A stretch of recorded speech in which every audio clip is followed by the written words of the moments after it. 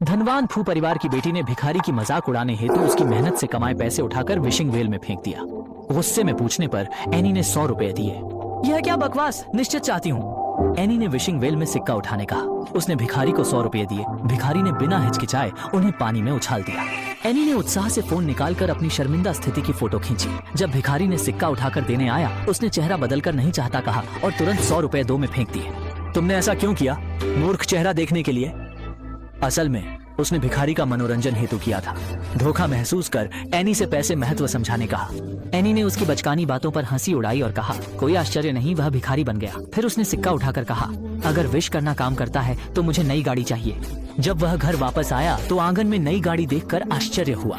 Any ने इसे पिता का सरप्राइज समझकर खुशी से उसमें कूद गई। संदेह के बावजूद पिता ने अचंभित होकर पूछा कि वह कौन है।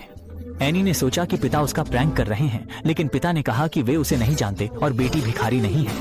यह सुनकर एनी ने आईने में खुद को भिखारी बना देखा तो कुछ गलत महसूस किया। उसने अपनी असली बेटी होने की कोशिश की, पर पिता ने उसे पागल समझकर बाहर कर दिया। बाहर निकाली गई एनी विशिंग वेल के पास आई। उसने सिक्का उठाकर वापस बदलने की इच्छा सोची, लेकिन राहगीरों ने उसका मजाक उड़ाया। वे सिक्का जमीन पर फेंककर उसका अपमान कर रहे थे, लेकिन इस समय एनी ने अनदेखा किया। उसने सिक्का उठाकर विशिंग वेल में बदलने की इच्छा से फेंक दिया। उसने पानी में परछाई देखी, वापस बदल गई। तुम खुशी से हिला रहे थे।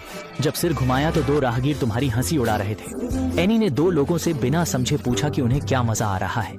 राहगीरों ने उसका मोबाइल दिखाया, लेकिन दूसरों की नजर में वह अभी भी भिखारी ही है। शायद यह सब उसकी कल्पना थी। वह टूटकर विश्वाणी तालाब आया और पानी की सतह पर थपथपाया। सिर घुमाने पर भिखारी अचानक प्रकट हुआ। एनी ने तुरंत उसे पकड़कर वापस बदलने को कहा। भिखारी ने बताया कि तुमने 100 रुपए फाड़े। वापस बदलने के लिए केवल 100 रुपए लौटाने का तरीका है। यह सुनकर एनी टूट गई, क्योंकि पैसे पहले ही उड़ गए, लेकिन जल्दी उसके लिए रास्ता सूझा।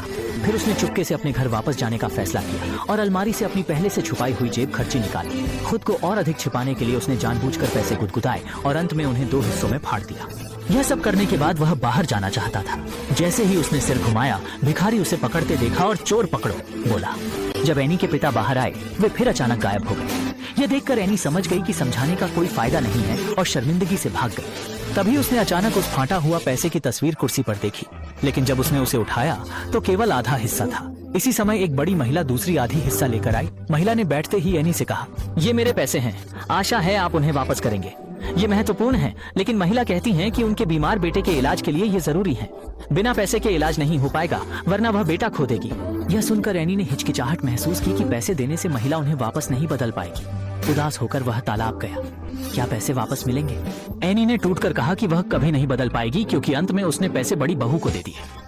तब भिखारी ने उसे सहारा देकर रोके और पानी की